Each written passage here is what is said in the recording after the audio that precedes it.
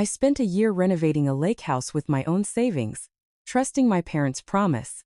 The day it was finished, they handed the keys to my brother. I didn't argue. I didn't cry. I moved out. 2 weeks later, the city posted a red notice on the door. My name's Lana Diaz. I'm 33. I live in a quiet suburb outside Austin, Texas, and I work as a veterinary tech at a clinic near the lake. Long hours, low pay, but steady. I saved every extra dollar for years, skipped trips, ate cheap, said no to everything that wasn't essential. The goal was simple. A place of my own. Not a condo in the city that would cost a fortune, but something I could build myself on my parents' property. They had a big backyard backing onto the lake, plenty of space, and when they suggested it, they said the same thing every time. This land is your home too, Lana. Build whatever you want. You'll always have a place here. So I believed them. I poured everything into that house. Every weekend hauling materials, every evening after shifts painting walls, choosing fixtures, installing cabinets. I picked soft gray for the living room, warm oak for the floors, big windows to catch the sunrise over the water. It wasn't huge, just one bedroom, a small kitchen, a bathroom, a porch, but it was mine. Or so I thought. The day the final inspection passed, I stood in the driveway with the keys in my hand, ready to move in the next morning. My dad walked out, handed me a folded piece of paper, and said 6 words that still echo in my head. Your brother needs it more than you. No discussion. No warning. Just that. I looked at my mom.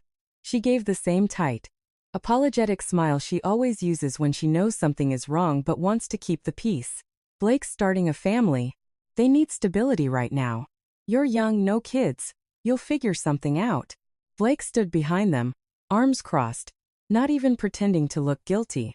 His wife was inside the main house, pregnant with their second, already talking about where to put the crib. I didn't scream. I didn't cry. I didn't ask for a compromise. I just turned, walked to my car, and drove away. If you've ever had family take something you built with your own hands and hand it to someone else like it was nothing, you know that moment when the world goes quiet. That's where this story really starts. If family favoritism has ever cost you something big, subscribe and comment. Would you have confronted them head-on or walked away silently like I did? A year of saving led to the construction phase, and I dove in headfirst. Every weekend I'd drive out to the backyard in our Austin suburb, tools in hand, ready to make progress. The Texas heat was brutal, but I didn't mind. Sweat meant I was building something real. I hired a licensed contractor at first, someone who knew local codes and could handle the foundation. We laid the base solid, poured concrete that would stand up to the summer storms. Evenings after shifts at the clinic, I'd research materials online.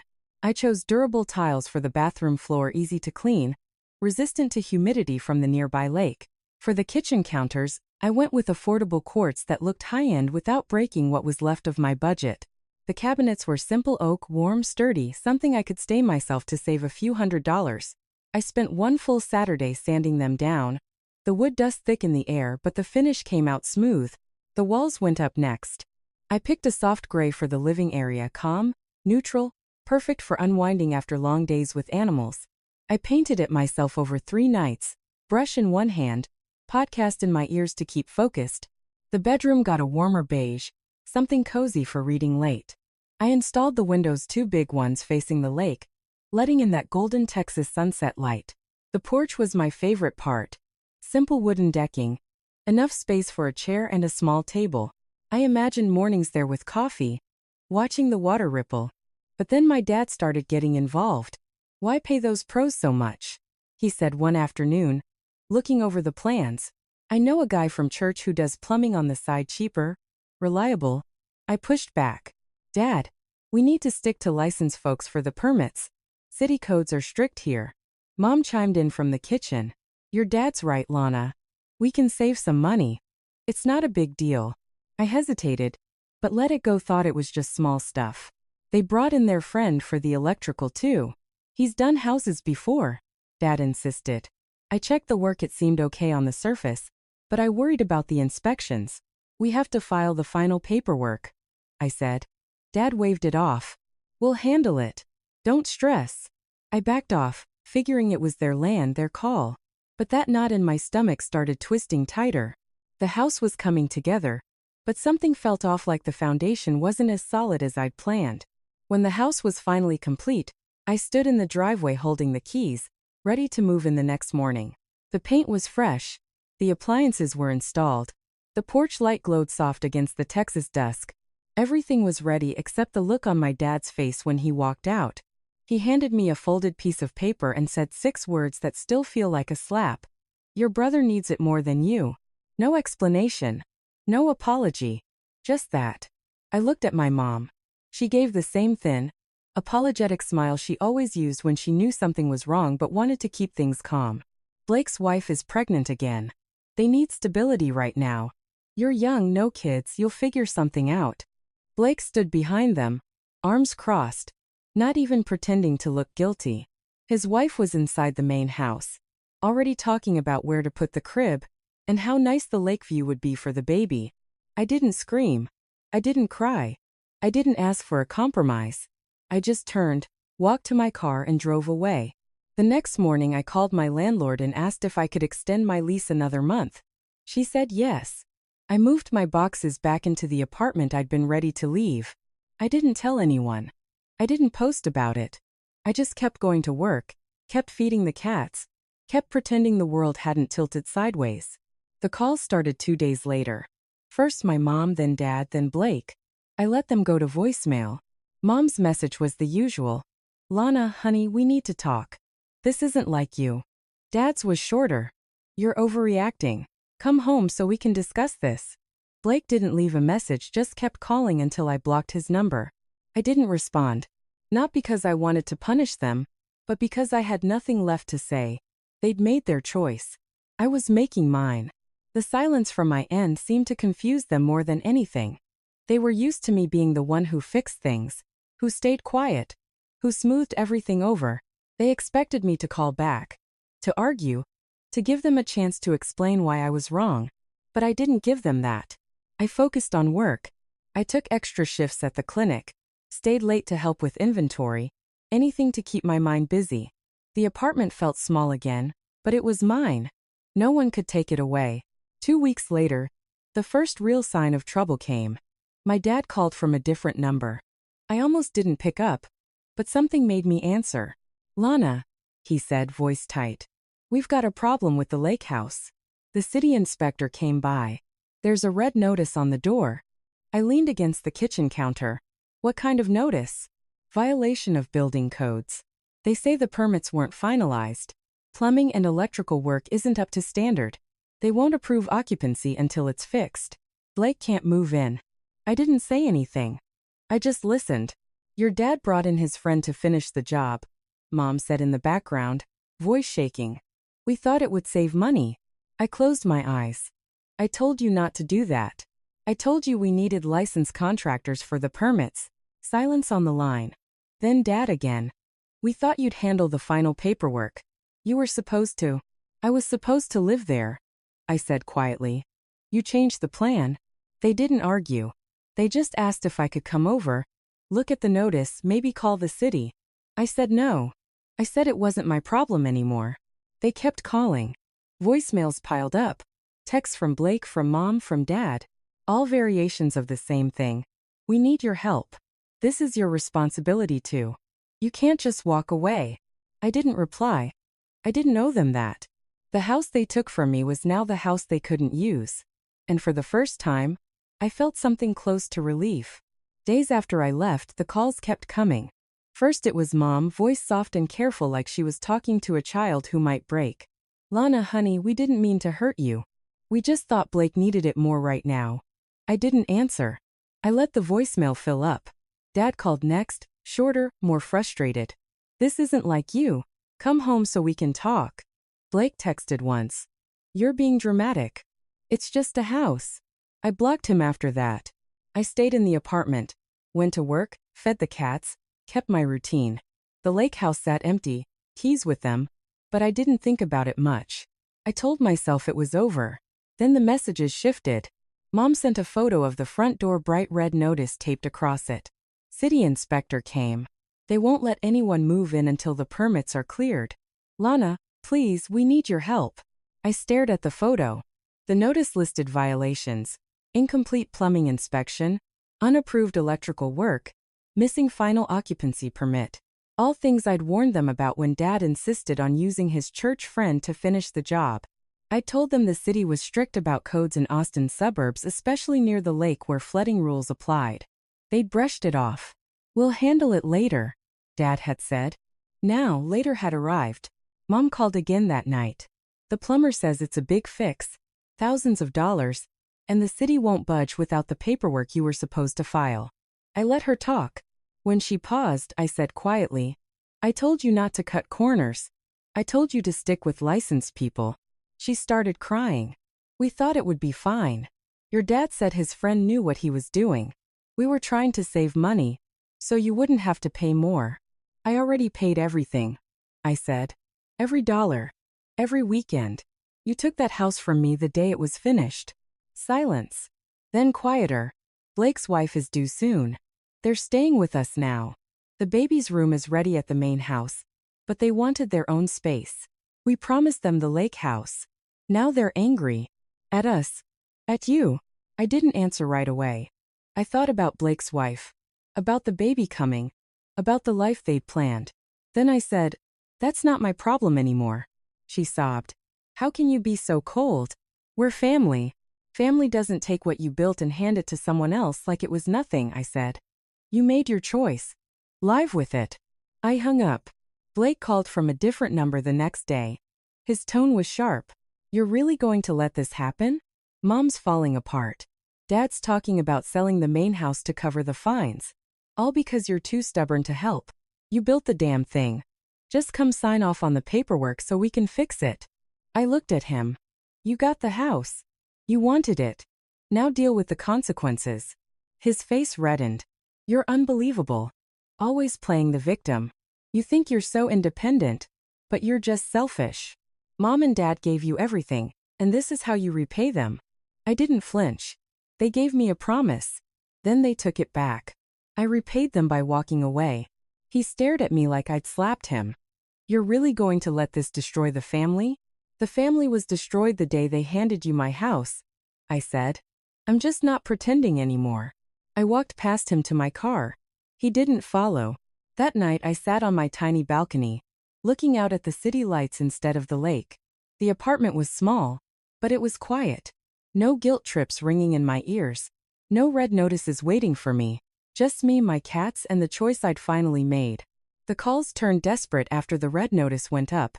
Mom left 3 voicemails in one day, each one longer than the last. "Lana, the city won't let anyone inside until the permits are cleared. The fines are piling up. Please, just come talk to the inspector with us." Dad's message was shorter, more clipped. "This is getting expensive. We need your help filing the paperwork. You know the process better than anyone." Blake didn't bother with politeness. His text was blunt. "You built it. You fix it. Or are you really going to let Mom and Dad pay for your tantrum?" I read them all. Then I deleted them. I kept my routine: work at the clinic, feed the cats, run along the lake paths in the evenings. The apartment felt small but safe. No one could walk in without knocking. No one could hand me a folded paper and change my life in 6 words. I started sleeping better. No more waking up wondering if the house was still mine. A week after the notice, Mom called from a number I didn't recognize. I picked up this time. Her voice was shaky. "The city inspector came back. They're talking about a full stop work order. The plumbing has to be redone, the electrical needs reinspection, and the occupancy permit is nowhere near approval. It's thousands, Lana. Thousands we don't have right now." I leaned against the kitchen counter. "I told you the permits had to be filed properly.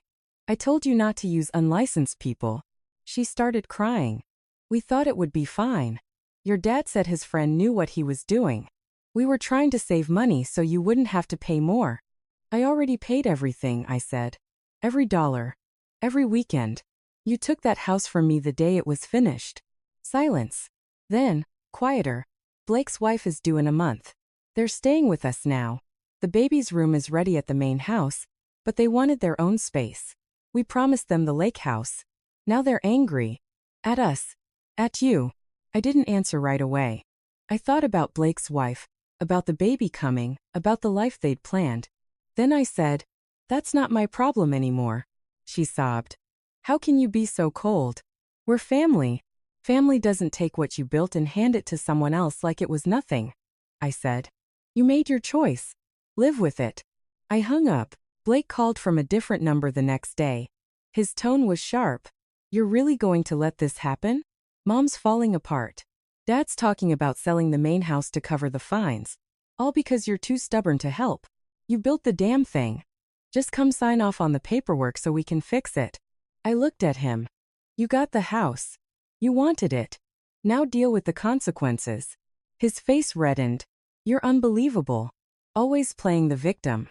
You think you're so independent, but you're just selfish. Mom and Dad gave you everything. And this is how you repay them. I didn't flinch. They gave me a promise. Then they took it back. I repaid them by walking away. He stared at me like I'd slapped him. You're really going to let this destroy the family? The family was destroyed the day they handed you my house, I said. I'm just not pretending anymore. I walked past him to my car. He didn't follow. That night I sat on my tiny balcony, looking out at the city lights instead of the lake. The apartment was small, but it was quiet. No guilt trips ringing in my ears. No red notices waiting for me. Just me, my cats, and the choice I'd finally made. At the family dinner arranged by Grandma Ida, the air felt thick before anyone even sat down. She'd called me a week earlier, voice calm but firm. Lana, I want everyone here next Sunday. No excuses. We're clearing the air. I agreed not because I wanted reconciliation, but because I knew she'd already heard their version and wasn't buying it. I arrived early. Grandma greeted me at the door with a tight hug and a look that said she'd been waiting for this. The dining table was set the usual way. Good china, Mom's favorite centerpiece. Too much food for the number of people. Blake and his wife were already there. She looked uncomfortable, hand resting on her belly. Blake avoided my eyes. Mom busied herself in the kitchen. Dad sat at the head, arms crossed, like he was bracing for a fight. We ate in near silence. Small talk about weather, work, the baby's due date. Grandma let it drag just long enough. Then she set her fork down, folded her hands, and looked straight at Dad. So, she said, how's the lake house coming along? I heard there's a red notice on the door. Dad's jaw tightened. Mom froze mid-bite. Blake stared at his plate. It's a temporary issue, Dad said. City paperwork. We're handling it. Grandma raised an eyebrow. Temporary? From what I hear, the house can't be occupied. Permits aren't cleared. Plumbing needs redoing. Electrical's not up to code. That doesn't sound temporary. Mom jumped in. It's complicated, Mom. Lana was supposed to. Grandma cut her off gently but firmly. Lana was supposed to what? Live there. Finish the permits? Pay for everything. She turned to me. Lana, tell us your side. From the beginning. I took a slow breath. Everyone was watching now. I didn't raise my voice. I just spoke clearly. I saved for a year to build that house. Every dollar was mine. Every weekend, every evening after work I painted, chose materials, hired licensed contractors at first. I followed the codes. I told Dad not to switch to his friend for the final stages. I warned him about the permits, but he said it would save money. Then the day it was done, they handed the keys to Blake. Said he needed it more. I didn't fight. I left. And now the city's flagged it because the permits weren't completed properly. Blake's wife shifted uncomfortably. Mom's face flushed. Dad opened his mouth, closed it. Grandma looked at Dad. You changed contractors without telling her? After she paid for everything? Dad rubbed his face. We thought. You thought, Grandma said, that Lana would just accept it. That she'd stay quiet like always. But she didn't. And now you're stuck with a house you can't use, fines you can't afford, and a family that's falling apart because of it. Blake finally spoke. This isn't fair. Lana's acting like we stole it. It's on Mom and Dad's land. Grandma turned to him. And whose money built it? Whose time? Whose plan? Blake looked down. His wife whispered something to him. He didn't answer. Mom started crying quietly. We didn't mean to hurt her. We just wanted to help Blake and the baby. Grandma's voice softened, but stayed steady. Helping one child doesn't mean taking from another. You made a promise to Lana. You broke it. And now you're surprised she's not running back to fix your mess? No one spoke after that. The silence stretched until Grandma stood up. Dinner's over. I think everyone needs time to think. I didn't stay for dessert. I thanked Grandma, hugged her, and left. In the car, I didn't cry. I didn't feel angry. I just felt done. Like a knot I'd carried for years had finally loosened. The next day, the family group chat went quiet. No more guilt trips. No more demands. Just silence. And for once, it didn't feel heavy. It felt like breathing room. The fallout continued long after the dinner ended. Grandma Ida didn't let anyone leave without hearing the truth one more time. She made Dad read the red notice aloud at the table, every violation, every fine amount, every deadline the city had set. Mom cried quietly through most of it. Blake stared at his plate like it might disappear. His wife looked like she wanted to be anywhere else. The cousins and aunts exchanged glances, the kind that said they were finally seeing the full picture. No one defended my parents that night. No one tried to spin it. The next week, the city followed through. They issued a formal stop work order and slapped a lien on the property until the violations were corrected. The fines started at several $1,000s: plumbing rework, electrical reinspection, permit retroactive fees, plus daily penalties for non-compliance. Dad tried to negotiate with the inspector. It didn't work. The contractor he'd used wasn't licensed for the full scope of work, and the paperwork gaps were too big to patch quietly. They had to hire a new license team to fix everything. That cost even more. Blake and his wife stayed in the main house longer than planned. The baby came early healthy, but the stress didn't help. They couldn't move into the lake house. Not yet. Maybe not ever if the repairs dragged on. Blake stopped texting me. Mom sent one last message. "We're sorry. We didn't realize how much this would hurt." I didn't reply. Dad didn't call again either. The extended family pulled back. Cousins who used to text for holidays went silent. An aunt who'd always sided with my parents started messaging me instead, asking how I was, offering to meet for coffee. Grandma checked in every Sunday. She never asked me to forgive them.